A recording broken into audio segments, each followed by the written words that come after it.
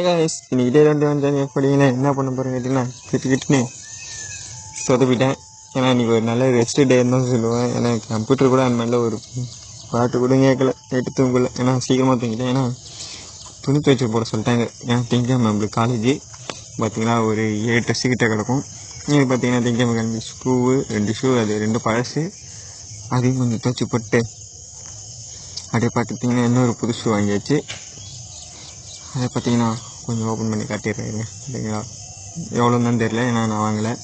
Okay, next அப்படியே kitchen பக்கம் வந்தால் நம்மளை கேஸ் ரெடி பண்ணி வச்சுருந்தாங்க. அதை அப்படியே தெரியாமல் சுட்டுட்டு வந்துட்டேன்.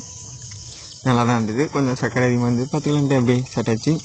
நெக்ஸ்ட்டு நம்ம கோடிங் பண்ணலான்னு பார்க்கலான்னு போகலாம். பாதி டயர்டாக ரொம்ப டயர்டாகிடுச்சு. சரி ரைட்டராக இதுக்கப்புறம் இருந்தால் சாமிக்கு இன்னும் ஊருக்குன்ட்டு சொல்லிட்டு வெளியே வந்தால் பார்த்தா மழை பெய்கிற மாதிரி இருந்தது.